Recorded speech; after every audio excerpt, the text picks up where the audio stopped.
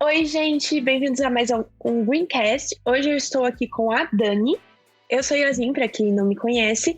Hoje a gente vai explicar um pouco e falar um pouco das espécies-chave e a relação delas com o meio ambiente. Vamos lá? Vamos sim. E o que são essas espécies-chave, né? Que nome estranho.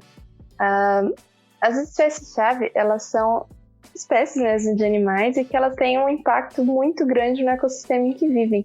E chega a ser como se fosse a espécie mais relevante, mesmo que não a espécie dominante ali. Não tem a maior quantidade de seres, mas ela tem uma importância maior para a sustentabilidade daquele ecossistema. E isso tem tudo a ver com uma parte da biologia. A maior parte vai ter que estudar isso no ensino médio, se já não estudou, que tem a ver com a teia alimentar. Então, temos os consumidores, os produtores primários, que são as plantas e algas e coisas assim. Aí temos os consumidores primários, que são herbívoros, consumidores secundários, que são parasitas, decompositores. E às vezes temos consumidores terciários, quaternários e por assim vai. Esses são os níveis tróficos. Então, toda essa cadeia alimentar tem tudo a ver porque enquanto uma espécie se alimenta da outra, isso vai gerando um ciclo que mantém o ecossistema geral. E aí, a gente para pensar, né? Se tem tudo a ver com essa coisa de níveis tróficos, como que eles descobriram isso? E para eles descobrirem isso, eles precisavam de um ecossistema que fosse completamente isolado, para que pudessem entender qual que é a relação de dependência entre os animais dentro de um ecossistema. E quem começou essa descoberta, na verdade, foi Robert Penn na década de 60, no noroeste dos Estados Unidos, em que eles descobriram uma baía de Macá, acredito que seja essa a pronúncia, e em que tinha um ecossistema aquático e bem limitado, era como se fosse um laguinho mesmo. Então, eles retiraram todas as estrelas do mar desse lago, e aí, simplesmente, aquele ecossistema naquele local desapareceu, mesmo que eles tivessem tirado apenas uma espécie. Mas agora vamos falar do meu queridinho, que são as lontras. Eu amo lontras. Pra quem não sabe, elas são as coisas mais fofas do mundo e elas ficam se abraçando e é muito fofo. E eles, pra quem não sabe, são mamíferos carnívoros. E esse mesmo cara aí que fez tudo isso aí foi pra uma ilha chamada Chêmia. Eu não sei se estou falando certo. E lá não havia lontras. E aí ele usou isso de comparação com a ilha de Anchitka. Fica tudo na costa do Alasca. E gente, eu não sei se eu tô falando certo, se eu tô falando errado, eu sinto muito. Ele foi lá com uma visão de não como a floresta dá suporte para a lontra marinha, mas como a lontra é uma espécie-chave para esse habitat. Por quê? Porque onde havia lontras, existia uma floresta de algas, bosques, várias outras espécies e um grande número de lontras marinhas. Aí na outra ilha que eu falei primeiro, a Chêmia, gente, eu real não sei se eu tô falando certo. Ele viu que não tinha quase nada, só ouriços. Porque as lontras, elas consomem os ouriços e os ouriços comem as algas. E sem as algas, as outras espécies foram embora. E com isso, nós já tínhamos 2 exemplos de que o sistema das espécies-chave era bem consistente e bem importante para a manutenção dos ecossistemas. Só que esses 2 exemplos, eles ocorreram em ambientes aquáticos, então faltava ali uma comprovação de que ele seria aplicável também em terra firme. E esse exemplo veio em 2016, na Venezuela, quando John Terborg foi até um lago criado com a represa Guri, no rio Caroni. E essa represa ela deu origem a muitas ilhas e a maioria delas não tinha nenhum predador. Então, em algumas dessas ilhas, as formigas cortadeiras haviam se reproduzido descontroladamente e então desfolhou todas as árvores e destruiu todo aquele ecossistema pela ausência de predadores. Que no caso, esses predadores seriam as formigas guerreiras.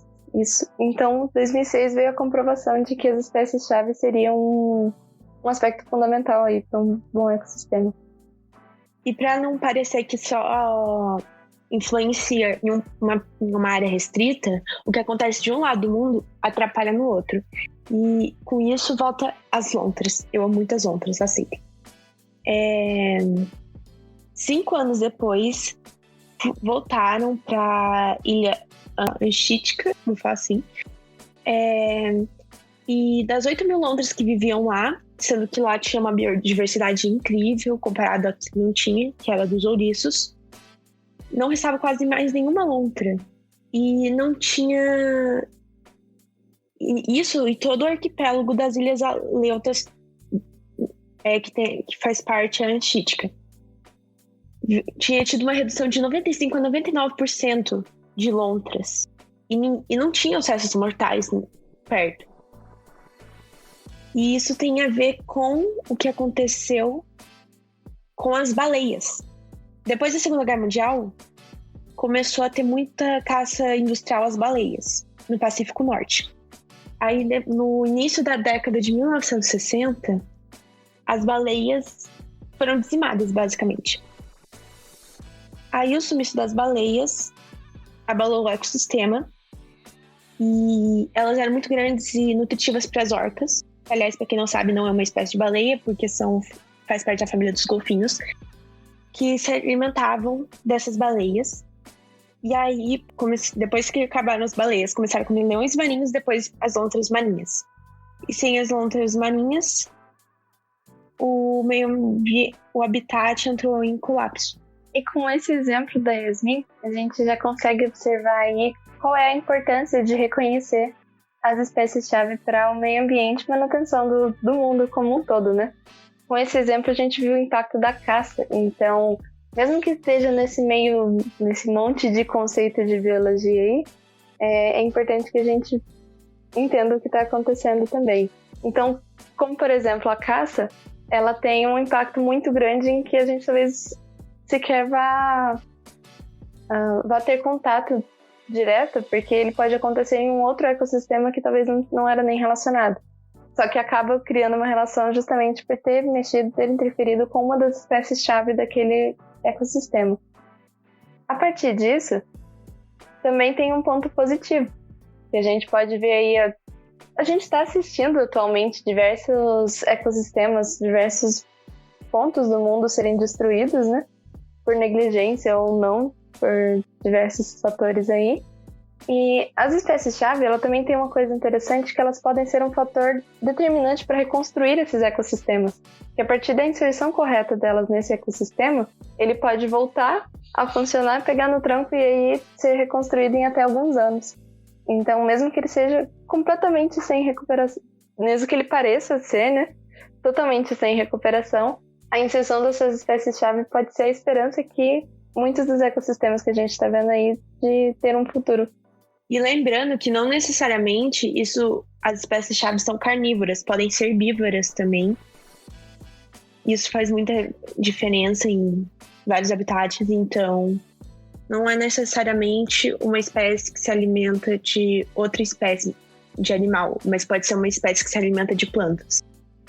Isso é qualquer espécie que vá causar um desequilíbrio ali, além do possível de ser recuperado por aquele ecossistema. Então, no caso do herbívoro, ele poderia, ao ser retirado, ele poderia, por exemplo, causar uma grande quantidade de produtores e, então, uma escassez de consumidores secundários, já que esses que são carnívoros não teriam acesso ali a alimento.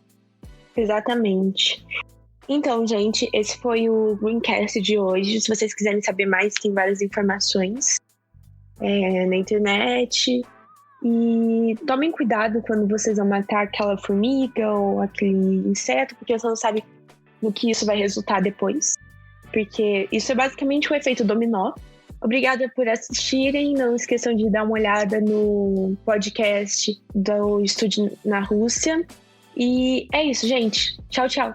Tchau, tchau. Tenham uma ótima semana.